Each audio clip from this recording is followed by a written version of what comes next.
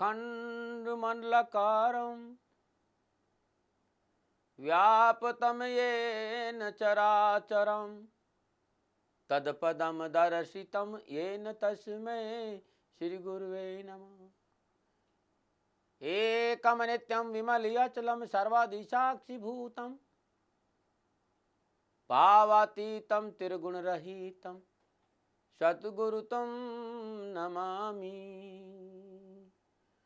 वन्दो गुरुपदकंज कृपा सिंधु नररूप हरि महामोहतम पुंज जासु वचन रविकर्णिकर।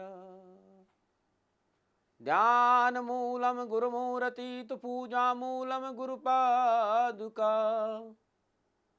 मंत्र मूलम गुरुवाक्यम मोक्ष मूलम गुरु कृपा।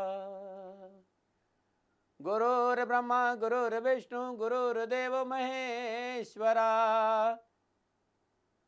गुरुर्साक्षात् परब्रह्म तस्मै श्री गुरुवे नमः। गुरु महाराज जी की असीम दया से पुनः एक बार आपके सामने आया हूं उस चर्चा को करने के लिए जिस चर्चा से जीवन आनंद से भर जाता है।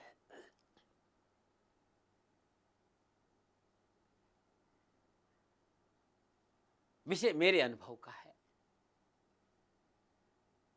और जो कुछ भी आपके सामने लेके आता हूं वो मेरा अपना अनुभव होता है, गुरु महाराज जी ज्ञान का। गुरु महाराज जी की कृपा से जो ज्ञान उन्होंने मुझे दिया उस ज्ञान का मैंने सेवन किया और उस ज्ञान का जो प्रभाव मेरे भीतर में हुआ मैंने आपके सामने परोसा। मेरा किसी धर्म संप्रदाय मजहब संत महात्माओं से कोई विरोध नहीं है।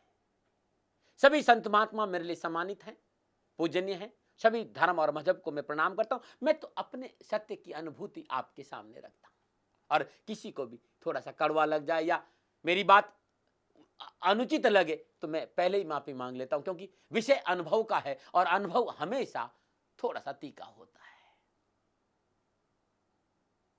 पिछले कई दिनों से मैं आपको ज्ञान के आसपास लाने की कोशिश कर रहा हूं, आपको अपने पास लाने की कोशिश कर रहा हूं। कल भी मैंने एक कहानी सुनाई जनक और अष्टावक्र की कि सत्य क्या है। आज पुनः सत्य के बारे में थोड़ी सी चर्चा करूंगा। सत्य क्या है, इस विषय पर सनातन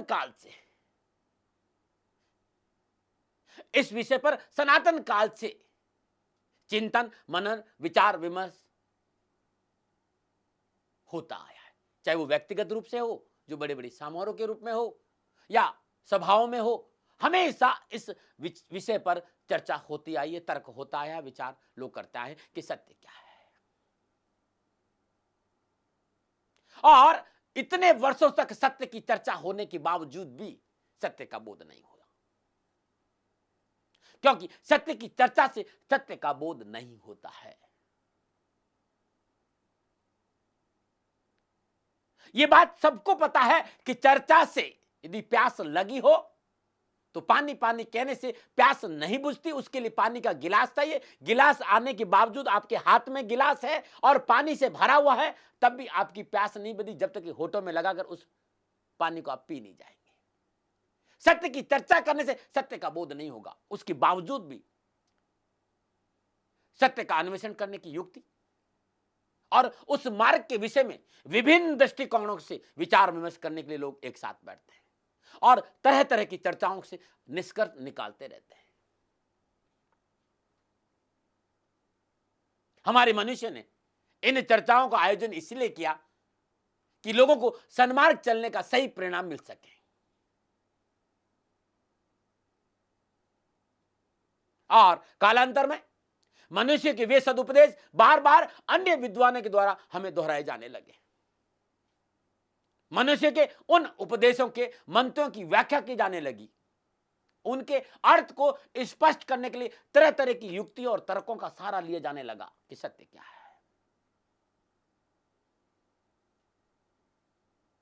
और धीरे धीरे धीरे धीरे धीरे धीरे धीरे विद्वान कहे जाने वाले लोगों द्वारा जो व्याख्याएं होने लगी, उनसे प्राचीन मनुष्य के उपदेशों के असली लक्ष्य पीछे छूटते गए। जो बात हमारे मनुष्य ने कही, उसका उसका मकसद पीछे छूट गया और अपनी विद्वता लोगों के सामने आने लगी कि सत्य क्या है।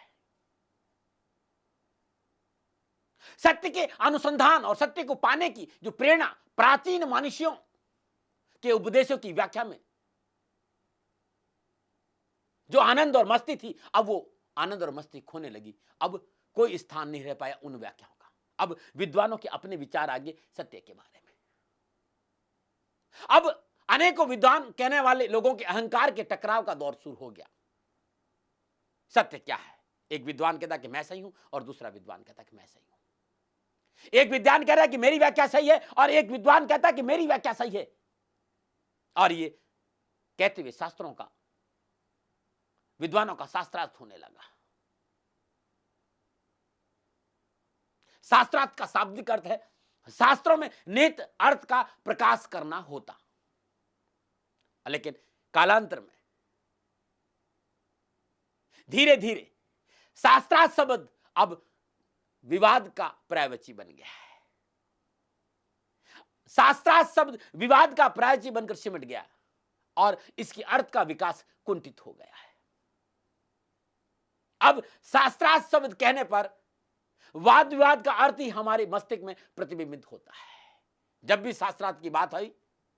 जबकि पहले जमाना में शास्त्रार्थ का मतलब शुद्ध विचार से सत्य के बारे में अपने अनुभव का आदान प्रदान करना, और अब शास्त्रार्थ का बारे में सीधा तुरंत है कि वाद विवाद। और मेरे मित्रों, वाद विवाद से यथार्थ का बोध कभी नहीं होता है। वाद विवाद से यथार्थ का बोध कभी नहीं होता, और यथार्थ तो सत्य है, विशुद्ध सत्य है।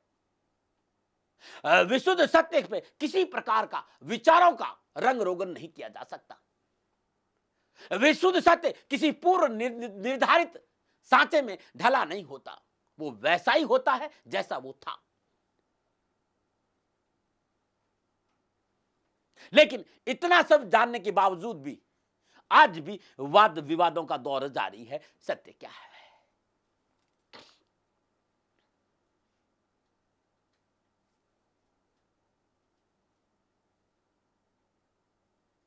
हाँ, इतना जरूर हो गया कि समय के बदलते दौर में वाद विवाद अब अपने पहले रूप में नहीं रहे। पहले विविध शास्त्रों को सामने रखकर उन शास्त्रों के विशेषज्ञ विवाद, उनके अर्थों की विवेचना अपने अपने दृष्टिकोण से क्या करते, अपनी बात की पुष्टि में अनेकों शास्त्रों का उदाहरण रखकर अपनी व्याख्या को अधिक वजनदार बनाने की चेष्टा क्या करते। अब बदलते दौर में न तो वैसे लोग रहे जिन्हें प्राचीन शास्त्रों के बारे में गहरी जानकारी, और न आज के श्रोताओं को जानकारी है कि किस किस वक्ता ने अपने अर्थ की पुष्टि के लिए सही संदर्भ में किस अन्य शास्त्र की उक्तियों का उदाहरण दिया। न तो अब वक्ताओं को ज्ञान है और न ही श्रोताओं को ज्ञान है। अब तो अपनी डफली और अपना राग अलापना का दौर शुरू हो गया। अपनी जितने ज्यादा लोग भीड़ में पीछे खड़े उतना ज्यादा सत्य उनका मजबूत है। अब तो अपनी डफली अपना राग अलापने का दौर शुरू हो गया है, और सत्य वचन महाराज कहने वाले लोगों का हजूम प्रत्येक समूह के वक्ताओं के पीछे खड़ा नजर आता है। अब तो भीड़ खड़ी है पास, जितनी ज्यादा भीड़ उतना सत्य ज्यादा मजबूत।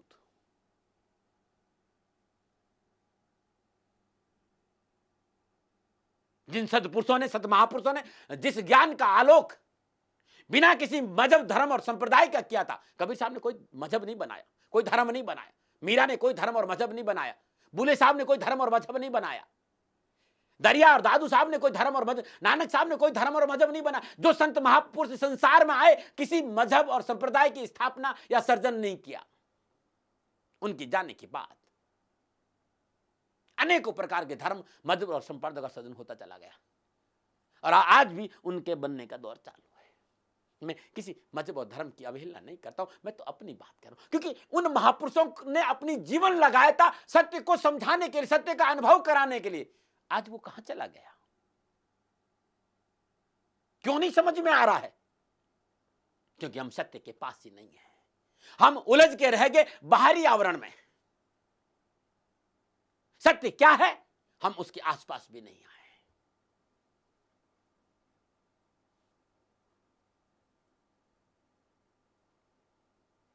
और ऊपर से देखने में तो लगता है कि अधिकांश लोग सत्य की खोज में लगे हुए हैं, क्योंकि कोई न कोई व्यक्ति किसी न किसी महापुरुष का तमगा लगाकर नाम लेकर अपने आप को उनके पथ का अनुयायी बताया करता है और सत्य से जूझने के लिए उनके द्वारा बताए गए मार्ग पर चलने का दावा भी करता है। और मैं यह भी नहीं कहना चाहता हूं कि किस किस महापुरुष के अनुयायी ठीक है और किस महापुरुष के अनुयायी गलत है। मैं इस बात की भी चर्चा नहीं कर, मैं इस सब चर्चा में पढ़ना, मैं तो यह कहना चाहता हूं क्या वो सत्य है, और है तो फिर अनुभव है, और अनुभव नहीं है तो फिर चर्चाओं से कैसे फायदा मिलेगा, कैसे काम चलेगा मात्र चर्चाओं से कि सत्य है, पानी है, गुड़ है, खाना है, और हमने खाया ही नहीं तो हमारी भूख कैसे मिटेगी। भूख तब मिटती है जब हम भोजन करते हैं। भोजन की चर्चा से, पानी की चर्चा से न तो प्यास बुझती है न भूख मिटती है। इसलिए मैं ये भी नहीं कह रहा हूं कि कौन से महापुरुष का अनुयायी सही है और कौन सा गलत, किंतु यहां एक बात जरूर कहना चाहूंगा, अंगुली चाहे जिसकी भी चांद को दिखाने के लिए उठी हो, अंगुली जिसकी भी चाहे सूर्य को दिखाने के लिए उठी हो, हमें सूर्य को देखने की चेष्टा करनी चाहिए। उन अंगुलियों को चांद समझकर, उस अंगुलियों को सूर्य समझकर भ्रम नहीं करना चाहिए, क्योंकि हमने अंगुली उठाई सूर्य को देखने के लिए, हम सूर्य को तो भूल गए और अंगुली में अटक गए। मेरी बात को बड़ी ध्यान से समझना, हमने अंगुली उठाई थी सूर्य और चंद्रमा को देखने के लिए, हम सूर्य और चंद्रमा को तो भूल गए और अंगुलियों में अटक गए।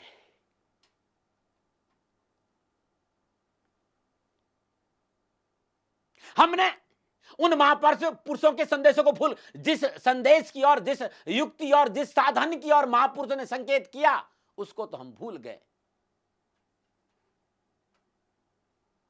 लोग अपने अपने धर्म और मजहबों की अंगुलियों को ही चांद समझ बैठ गए, सूर्य समझ, अंगुली को ही अपने मकसद समझ गया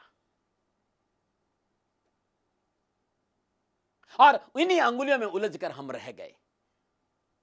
अंगुली उठाई थी सूर्य को देखने के लिए, अंगुली उठाई थी चंद्रमा को देखने के लिए, चंद्रमा तो छूट गया और हम अंगुलियों में उलझ गए। हर कोई दूसरे व्यक्ति को सत्य के मार्ग से भटका हुआ मानता है। हर व्यक्ति दूसरे महापुरुष के शिष्य को भटके, ये सत्य को नहीं जानता, ये भटका और उस पर वो चर्चा और टिप्पणी करता है। ये टिप्पणी का विषय नहीं है मेरे भाई, ये अनुभव का विषय है। मखौल उड़ाने में 1 मिनट लगता है, लेकिन कभी गहराई से सोचना कि सत्य चर्चाओं और मखौला का विषय नहीं है।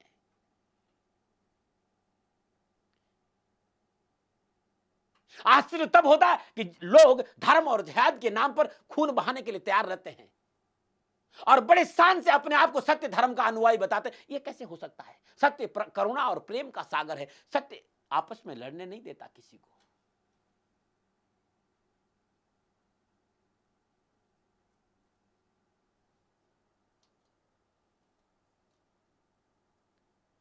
सत्य कड़वा नहीं होता रे भाई, जहर नहीं घोलता है, सत्य तो अमृत घोलता है, सत्य तो शीतलता प्रदान करता है। लेकिन मनुष्य की आदत बन गई विवाद करने की, और ये कोई नई आदत नहीं है। हां, मुद्दे भले नए खड़े हो गए, लेकिन आदत तो पुरानी है। आदत है विवाद करने की, हाजत में हुज्जत और गैर हाजिर में तलाश। जब वो व्यक्ति सत्य को समझाने वाला सामने होगा, संपूर्ण संसार उसका विरोध किया। नानक साहब का विरोध किया, दरिया साहब का विरोध किया, कबीर साहब का विरोध किया, मीरा का विरोध किया, बुल्ले साहब का विरोध किया, राम और कृष्ण का विरोध किया, विवेकानंद जी का विरोध किया, रामकृष्ण परमहंस का विरोध, स्वामी रामतीर्थ का विरोध किया। जब वो थे उनका विरोध करें और वो चले गए हाजत में हुज्जत और गैर हाजत में, अब उनके नाम पर धर्म और संप्रदाय चलाए जा रहे हैं। आदत पड़ गई है मनुष्य की विवाद करने की। एक कहानी आती है कि एक बार सागर के किनारे पर बैठकर अपने आप को समझदार और विद्वान समझने वाले लोग विवाद करने लगे कि सागर की गहराई कितनी है। 15-20 बड़े बड़े विद्वान इकट्ठे हुए सागर के किनारे, और अब वहां शास्त्रार्थ छिड़ गया है कि सागर की गहराई कितनी है। उन्होंने अपने अपने शास्त्र निकाल दिए, अपने अपने सिद्धांत खोल के रख दिए। कोई कहता है कि सागर इतना गहरा, कोई कहता है कि सागर इतना गहरा, कोई कहता है कि सागर इतना गहरा, कोई कहता है कि मेरे शास्त्र में लिखा है कि सागर इतना गहरा, और मेरे शास्त्र में लिखा है कि सागर इतना गहरा है, सागर इतना ही गहरा होगा। आपका शास्त्र झूठा है। मेरे शास्त्र में लिखी हुई बात ठीक है कि सागर इतना ही गहरा। अब कौन सही है और कौन गलत है, यह निर्णय करना मुश्किल हो गया, क्योंकि सागर की गहराई तो सिर्फ सागर में जाने से ही पता चलती है, और सभी लोग किनारे पे बैठे हुए थे। मेरे बच्चों, विषय मैंने कहा कि बहुत ही जटिल है, हृदय का है, तर्क का है नहीं। बात सागर की गहराई के करते और बैठे किनारे पे है, और सागर की गहराई का सिर्फ सागर में जाने से पता चलता है, शास्त्रों के विवाद में नहीं, शास्त्रों के जाल में नहीं। विवाद तो बढ़ता गया, और जितना विवाद बढ़ता गया उतना ही निर्णय करना मुश्किल हो गया कि असल में सागर की गहराई कितनी है। और वास्तव में निर्णय लेना हो, मेरी बात को बड़ी एक एक शब्दों को सुना, वास्तव में किसी चीज का निर्णय लेना हो तो विवादों से बचना पड़ेगा, और निर्णय नहीं लेना हो तो विवादों में उलझना अच्छा रहता है। कहानी है भाई, कहानी कहानी होती, समझाने के लिए कही जाती है, बात समझ में आ जानी चाहिए कहानी के माध्यम से। कहते हैं कि इन्हीं सागर की गहराई में विवाद करने वाले लोगों के बीच में दो नमक के पुतले भी बैठे हुए थे। उन्होंने विवाद करने वाले लोगों से कहा, रुको, हम कूद कर पता लगाकर आते हैं कि सागर कितना गहरा है। लेकिन जो शास्त्र, जो विद्वान विवाद कर रहे थे, उन्होंने कहा कि सागर में जाने की क्या जरूरत है जब हमारे शास्त्र हमारे पास में है तो। अरे भाई,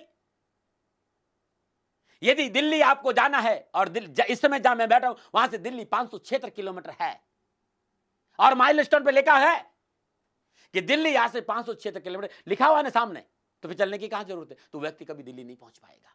माइलस्टोन है शास्त्र, हमारे शास्त्र संकेत है, गंतव्य स्थान नहीं। इस बात का ध्यान रखें। उन लोगों ने कहा कि सागर में जाने की जरूरत क्या है, शास्त्रों में लिखा है सागर की गहराई क्या है, और हमारे शास्त्र किसी और से नहीं, ईश्वर ने लिखे हैं। हर आदमी, हमारे शास्त्र ईश्वर ने लिखे हैं, और सभी विद्वानों का कहता है कि हमारे ईश्वर ने लिखे, तुम्हारे ईश्वर ने लिखा वो गलत है, और हमारे ईश्वर ने जो लिखा वो ठीक है। और इसी तरह उन विद्वानों में आपस में वाद विवाद ऋतु में होने लगी। इसी बीच एक नमक का पतला कूद पड़ा सागर में, और वो सागर में गया। गहरे और गहरे और गहरे और गहरे, लोग जितना गहरा गया उतना ही नई मुश्किल शुरू होगी, जितना गहराई को गया उतनी नई मुश्किल शुरू होगी। गहराई को तो पता चलने लगा, लेकिन पुतला मिटने लगा। नमक का पुतला था, पिघलने लगा, और वो गहराई में पहुंच भी गया, लेकिन तब लौटने का कोई उपाय नहीं बचा, वो तो पिघल गया, पानी का हो चुका था, वो सागर में ही खो गया। सागर की गहराई तो जान नहीं, लेकिन बताया कैसे? क्योंकि वो सागर के साथ एक हो गया। जब तक कोई सागर के साथ एक नहीं हो जाए तब तक वो गहराई को जान नहीं सकता। लेकिन वो किसी को बताए तो बताए कैसे? सागर के तट पे बैठे विद्वानों ने कहा, हमने तो पहले ही कहा था ना कि शास्त्र में खोजना चाहिए कि सागर कितना गहरा है। सागर में और बहुत से लोग पहले कूदे, आज तक किसी ने आकर सागर की गहराई के बारे में खबर नहीं दी। शास्त्र ही अच्छे कि कोई खोता ही नहीं है। शास्त्र को पढ़ो, शास्त्रार्थ करो, निर्णय करो, उसके बाद फिर भी अपने शास्त्रार्थ में उलझ गए। उन लोगों को देखकर नम के दूसरे पुतले ने कहा, भाई रुको, मैं अपने मित्र को खो जाऊं। और ऐसा कहकर नमक का दूसरा पुतला भी अपन को मित्र को खोजने के लिए सागर में कूद पड़ा, और उस पुतले को भी उसका मित्र तो नहीं मिला, वो खुद ही खो गया। और जो ही वो मित्र खुद खोया, खोते ही पुतले का अपना दूसरा मित्र उसे मिल गया। वास्तव में मित्र जब ही मिलता है जब कोई दुष्ट खुद को खोने की क्षमता जुटा लगता है। वास्तव में मित्र तभी ही मिलता है जब कोई खुद को खोने की क्षमता जुटा लेता है, और उससे पहले उसे कोई वास्तविक मित्र नहीं मिल पाता। मित्रता का अर्थ है खुद को खोना। मित्रता का अर्थ है अपने अपने अस्तित्व को मिटाना।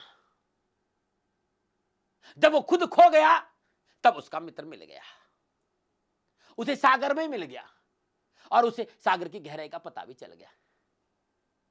और कहते हैं कि दोनों लहरों लहरों में चिल्लाने लगे कि ऐसी है सागर की गहराई, ऐसी है सागर की गहराई, क्यों विवाद में उलझे हो। आओ सागर में खोकर खुद पता कर लगा ले कि कितना है सागर गहरा। बिना अपने आप को खोए सागर की गहराई का पता नहीं चलता है। यदि उस परमानंद उस सत्य को पाना हो तो अपने को खोना पड़ेगा। कबीर साहब एक जगह कहा है कि हेरत हेरत हे सकी कबीरा गया हेरा। कबीर साहब कहता है कि मैं खोजने चला था और मैं ही खो गया, लेकिन निर्णय क्या हुआ, हेरत हेरत हे सकी तो कबीरा गया हेरा है।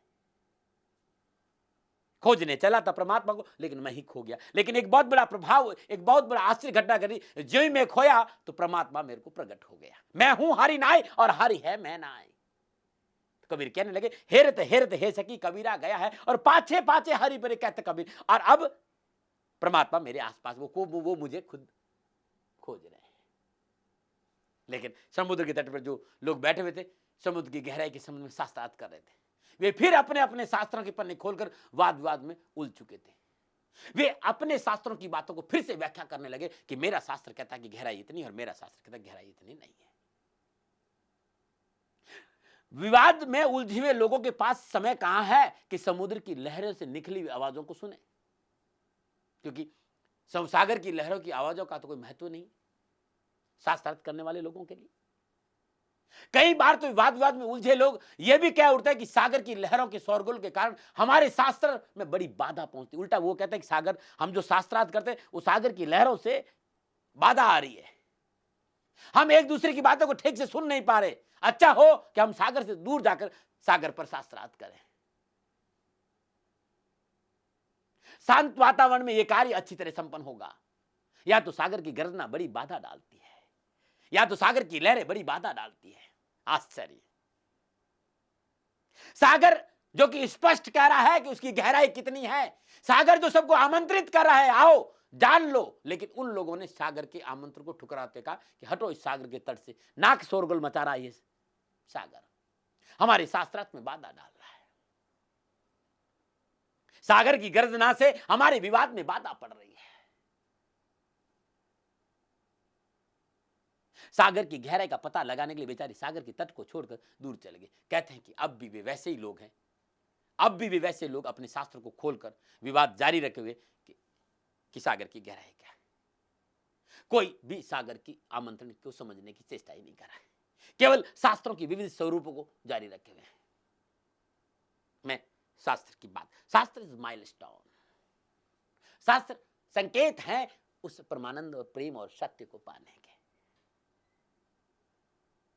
लेकिन विद्वता के अहंकार में फूले हुए ऐसे लोग सदा शास्त्र खोलकर बैठ जाते हैं, और इसी प्रकार इनका जीवन भी शास्त्रों के शब्दों में उलझ समाप्त हो जाता है, और पीढ़ी दर पीढ़ी दर पीढ़ी दर शास्त्र में उलझने की प्रक्रिया पहले की तरह जारी। लेकिन ऐसा करने से उन्हें समुद्र सागर की गहराई का कभी पता नहीं चल पाएगा।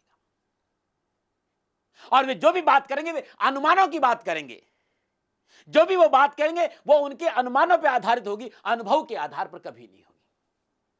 और कभी भी कोई ठोस प्रत्यक्ष स्वानुभूत उदाहरण सामने नहीं आ पाता है। और सच कही तो सत्य को तो पाया जाता है, और सत्य को पाने में शास्त्रार्थ कहीं सहायता नहीं करता है। शास्त्रार्थ में उलझे लोगों को सत्य कभी पता नहीं चल पाता, सत्य का कभी पता नहीं चल पाता है। सत्य को पाने के लिए अमीर और गरीब की जरूरत नहीं है, पुण्य और पापी की जरूरत नहीं है। श्रद्धा वल्लु भक्त सफल हो जाते हैं सत्य को पाने में। गणिका, गीता, जामिल, इनकी भी तो गिनती है ना, इनके उदाहरण हमारे प्राचीन शास्त्रों में मौजूद है। और बड़े बड़े फिलोसोफर कहने वाले लोग इन चर्चाओं को पढ़ते हैं, इन प्रसंगों को पढ़ते हैं, किंतु उन प्रसंगों पर वे कभी भी गहराई से विचार नहीं करते हैं कि गिद्ध, गणिका और अजामिल जैसे लोग वहां पहुंच जाते हैं सत्य तक, लेकिन फिलोसोफर नहीं, चर्चा करने वाले लोग नहीं, विद्वान नहीं।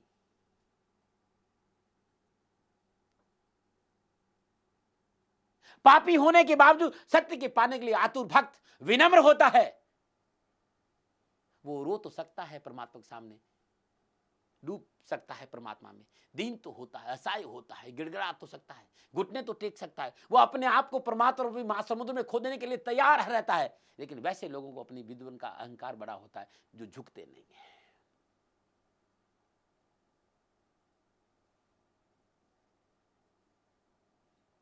वैसे लोग जो विद्वंता के अहंकार में जकड़े रहते हैं, अहंकार उन्हें झुकने नहीं देता है, उनका विवाद उन्हें झुकने नहीं देता। वो विवाद तो कर सकता है, अहंकार को चुनौती तो दे सकता है, लड़ सकता है, लेकिन परमात्मा के सामने कभी नहीं पहुंच सकता।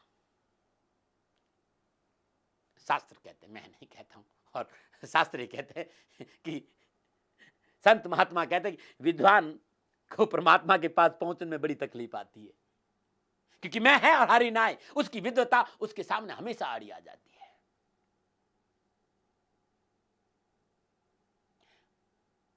और कभी वो परमात्मा के पास पहुंच भी गया तो पहले वो चेतावनी देगा, चुनौती देगा परमात्मा को कि तुम गलत हो।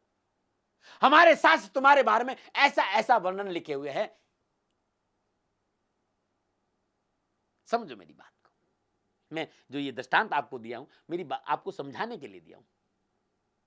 मैं आपसे कहना चाहता हूं कि यदि आपको सत्य का पाना हो, परमात्मा को जानना हो, एक सावधानी अवश्य बरतना कि शायद अपने आप को विद्वान कह जाने वाले फिलोसफरों से बच के रहना, क्योंकि आपकी अपनी फिलॉसफी, आपकी अपनी विद्वता आपको परमात्मा से नहीं मिलने देगी। बहुत बड़ा रोड़ा होगा, आपका बहुत बड़ा शत्रु होगा आपकी विद्वता।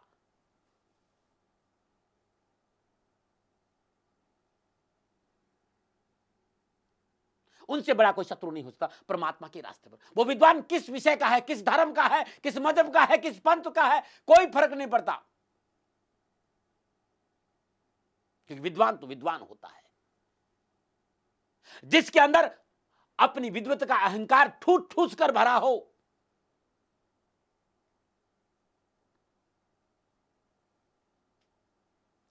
जिसके अंदर अपनी विद्वता का अहंकार ठूस ठूस कर भरा हो। इसलिए मैं कहता हूं सारे विद्वान एक जैसे होते हैं। पुस्तकें भली अलग अलग हो जाए, किताबें भली अलग अलग, शब्द अलग अलग हो सकते, सिद्धांत अलग अलग हो सकते हैं, लेकिन विद्वान का मस्तिष्क सदा एक सा रहता है, कोई फर्क नहीं। वो केवल शब्दों के खेल पर मास्टर होता है, वो शब्दों के चौसर का मास्टर होता है, वो शब्दों पर जीवित, वो सिद्धांतों में बंधा होता है, लेकिन सत्य से दूर रहता है, क्योंकि सत्य की पहली मांग है अपने आप को मिटाने की। मैं हूं हरि नाम। सत्य कहता है कि पहले अपने आप को मिटाओ और पा जाओ, लेकिन विद्वान का अहंकार अपने आप को मिटाने के लिए कभी राजी नहीं होता। विद्वान तो सोचता है कि मेरे पास जो शास्त्रों का शाब्दिक ज्ञान है वही सत्य है, जबकि सत्य की मांग है पहले तुम मिट जाओ, और मिटने के बाद ही कोई पहुंच पाता है सत्य तक। सत्य कहता है कि आओ मेरे पास, मुझ तक आने के लिए शर्त मानने की पड़ेगी, मुझ तक आने के लिए शर्त के मानने के बाद ही कोई सत्य को पाने में सफल है, और वो शर्त है कि अपने को मिटाना पड़ेगा।